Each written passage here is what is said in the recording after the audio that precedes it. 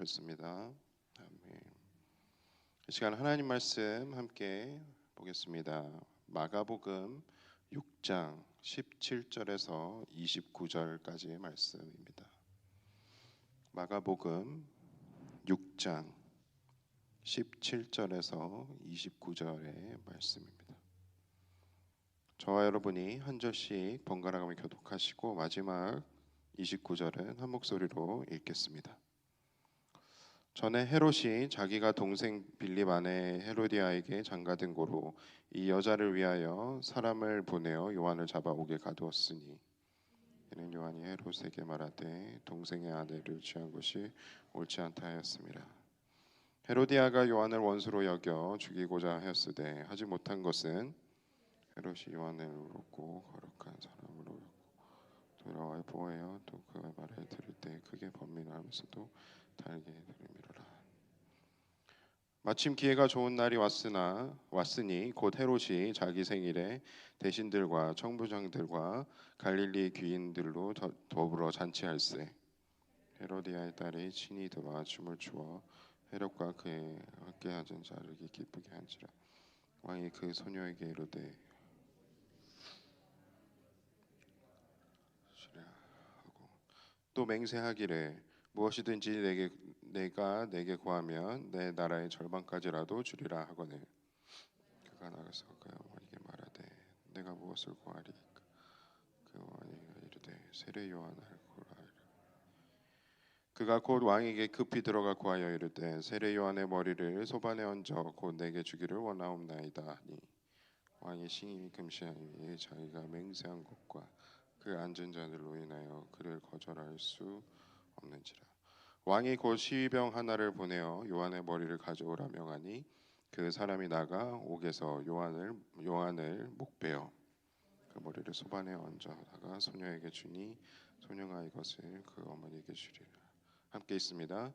요한의 제자들이 듣고 와서 시체를 가져다가 장사하니라. 계속해서 우리 마가복음 함께 묵상하며 나아가고 있습니다. 오늘 말씀에서는 세례 요한이 비극적인 죽음을 맞게 되는 사건을 함께 묵상해 보기를 원합니다. 이 말씀을 통해서 현재 이 사순절 기간에 특별히 우리의 마음을 빼앗는 것은 무엇인지 또 그 마음을 빼앗기고 있는 것들을 우리가 끊고 어떻게 하나님께 나아가야 할지를 함께 묵상해 보기를 소망합니다. 이 사건은 이전에 구절들을 보면은 예수님의 제자들이 전도행을 떠난 시점에 그 과거에 이미 일어났던 일을 회상하는 그러한 장면으로 들어가 있는 그러한 말씀입니다. 예수님의 그 사역들로 인해서 예수님은 굉장히 인기를 얻었고 그리고 사람들은 이 구약 성경에 예언되어 있던 메시아가 왔다라고 하면서 이렇게 예수님을 따라다니고 그리고 예수님의 제자들이 계속해서 또 사역을 하게 되는 그러한 시점에서 예수님의 그 명성이 높아지자 헤롯이 죄책감에 시달린 채로 생각하는 장면이 바로 전에 나옵니다.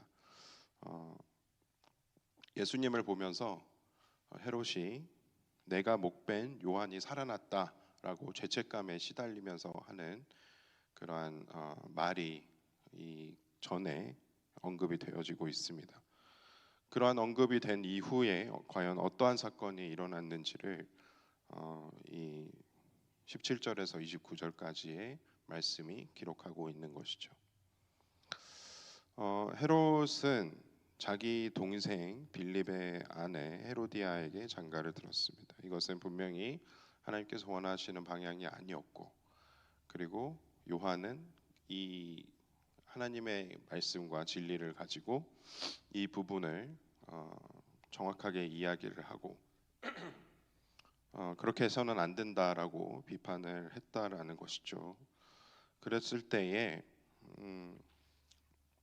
바로 헤로디아가 이 요한을 굉장히 증오했고, 그리고 어떻게 하면 이 요한을 없앨 수 있을까 아마 계속해서 궁리를 했던 것 같습니다.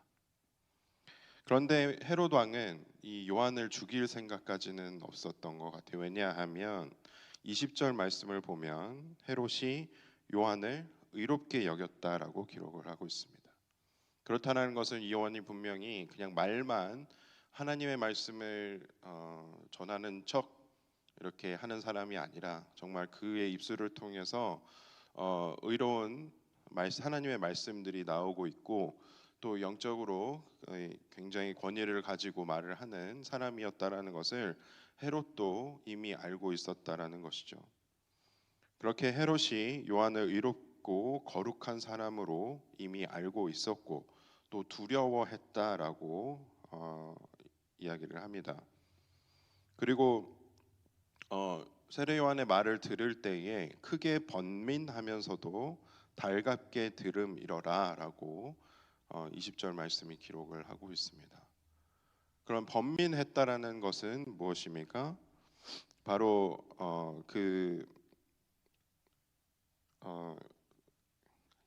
요한의 말을 요한이 전하는 하나님의 말씀을 듣고 그것이 진리인 줄을 알지만 내 마음 안에 있는 욕망 때문에 그것이 그 말씀을 듣고 괴로움이 있었다라는 것이죠. 하나님의 말씀을 듣고자 하는 마음과 내 안에 있는 욕망이 계속 충돌했기 때문에 헤롯 왕은 번민했던 것입니다. 그리고 나서 그럼에도 불구하고 요한의 말을 달갑게 들었다라고 되어 있습니다. 이것이 영어 성경을 찾아보니 enjoy라는 단어도 사용이 되어졌고, 그리고 gladly라는 단어도 쓰여졌습니다.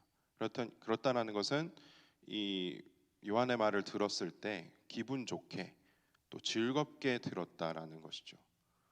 하나님의 말씀을 아는 사람들은, 하나님의 말씀을 들을 줄 아는 사람들은 그것이 달갑게 여겨지기도 하지만 내 안에 있는 죄성 때문에, 내가 하나님 말씀에 순종하지 못하는 부분 때문에 그것이 찔림이 있게 되고 또 번민하게 됩니다. 그런데 모두가 다 계속해서 하나님의 말씀을 불순종하는 방향으로 나아가는 것이 아니라 거기서 돌이켜서 하나님 앞에 회개하고 또 하나님께 나아가고 또 하나님의 말씀에 이제는 순종하기로 결정을 한다라는 것은 또 다른 문제라는 것이죠. 그런데 안타깝게도 헤롯 왕은 결국 다른 것에 마음을 빼앗기게 됩니다. 그것이 무엇이었습니까? 자기 생일에 자기의 부하들을 다 모으고 또 모든 귀인들을 다 불러 모아서 잔치를 하게 됩니다. 바로 이때에 헤로디아의 딸이 춤을 추어서 즐겁게 헤롯 왕의 마음을 즐겁게 해줍니다. 그때 헤롯 왕은 자기가 책임지지도 못할 그러한 약속들을 막 해대기 시작을 하죠. 내가 맹세하기를 무엇이든지 너가 나에게 구하면 내가 나라의 절반까지도 주겠다. 얼마나 기분이 좋았으면 이랬겠습니까? 근데 안타깝게도 이 일은 결국 이 헤로디아의 딸이 요한의 목숨을 이제 빼앗기로 결정을 함에 따라서 그것이 헤롯 왕 스스로도 이미 맹세했기 때문에 그게 옳은 일이 아닌 줄 알지만 그가 그럼에도 불구하고 결국 요한의 생명을 빼앗게 되는 굉장히 비극적인 결말을 낳게 됩니다. 이 말씀을 묵상을 하면서 저 스스로도 좀 제 삶을 돌아보게 되었습니다. 그러니까 하나님께서 나에게 말씀을 하실 때에 나 스스로도 괴로운 마음을 갖게 될 때가 있는데 그것은 내 안에 아직도 하나님 말씀에 순종하지 못하는 영역들이 있을 때에 그런 일들이 일어납니다. 그런데 그 마음을 돌려서 결국 내 안에 내가 즐거워하는 것들, 내가 육신적으로 즐거워하는 것들, 또 내가 쫓는 그러한 욕심을 채우기 위해 쫓는 것들, 또 내 삶의 평안을 위해서 내가 의지하던 것들, 그것이 하나님이 아니라면, 그것이 하나님의 것이 아니라면 그 마음 안에 있는 것들을 다 비워내고 결국 내 마음을 하나님의 것들로, 하나님의 말씀들로 채워내야 하는데, 내가 언젠가부터가 나도 모르게 그 다른 것에 의지하는 삶, 그 다른 것에 마음을 빼앗기는 삶을 살다 보면 하나님의 말씀을 통해 결국 그것이 그 마음들이 충돌을 하게 됩니다. 그런데 그럼에도 불구하고 계속해서 제 안에 하나님의 말씀에 순종하기를 미루거나 또 하나님께 핑계를 대면서 그것을 계속해서 하지 않으려고 하는 그러한 마음들이 또 생겨나는 것도 발견을 하게 됩니다. 저를 섭섭하게 한 사람들, 또 나에게 피해를 줬던 사람들을 먼저 용서하지 못하는 그러한 마음들이 있습니다. 그리고 또 내가 마땅히 사랑해야 하는 사람들, 내가 마땅히 관심을 갖고 케어해야 하는 사람들에게 먼저 나아가서 그들에게 안부를 묻고 또 소식을 전하고 또 마음을 쉐어하는 그러한 사랑을 나누는 시간이 필요함에도 불구하고 바쁘다는 핑계로 그것을 하지 않게 되는 저의 모습들을 발견을 할 때에 내가 과연 이 헤롯 왕의 모습과 같지 않은가라는 생각을 하면서 회개하게 되었습니다.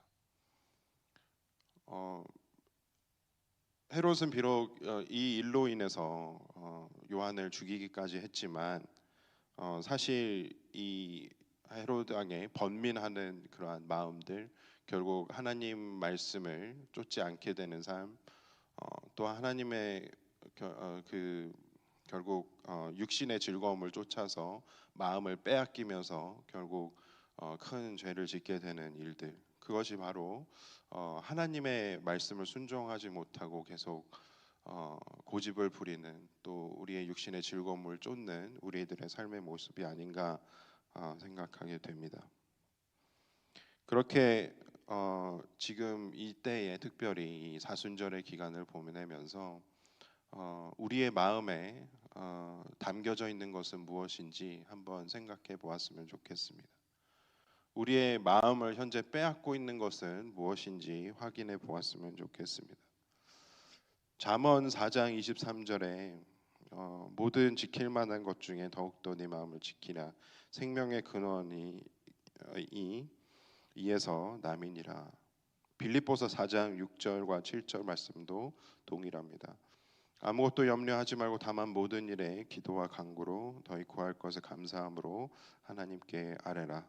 그리하면 모든 지각에 뛰어난 하나님의 평강이 그리스도 예수 안에서 너희 마음과 생각을 지키시리라.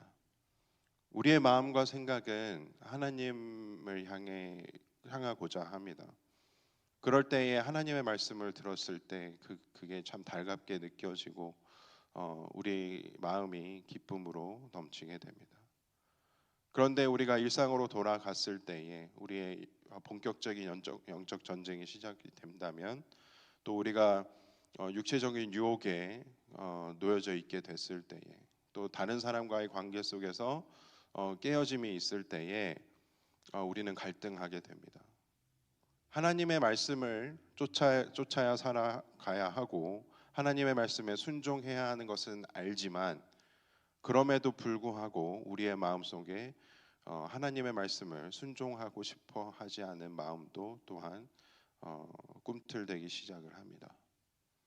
그럴 때에 이제 우리는 선택의 기로에 놓여져 있는 것이죠. 헤롯처럼 결국 책임지지도 못할 말들을 하면서 또 하나님을 선택하지 않을 것인지, 마치 다윗이 죄를 지은 뒤에 회개한 것처럼 그럼에도 불구하고 내가 죄를 지었지만 다시 계속해서 하나님의 말씀을 귀담아 듣고 또 회개하며 하나님 말씀에 순종하기로 결단할 것인지 우리는 이제 선택해야 한다라는 것입니다. 특별히 이 사순절 기간 동안에 우리의 마음을 빼앗는 것은 무엇인지 확인하고 또 그것을 우리가 우리 스스로가 그것을 끊어내며 또 하나님께 더욱더 가까이 나아가고 또 우리의 마음속에 빈 것을 하나님의 말씀으로 채워내는 시간이 되어지기를 소망합니다. 그래서 우리가 더욱더 하나님을 닮아갔으면 좋겠습니다. 그리고 하나님을 더욱더 우리가 구하고 또 갈망하며 하나님을 사랑하는 저희들의 모습이 되어지기를 소망합니다. 함께 기도하겠습니다.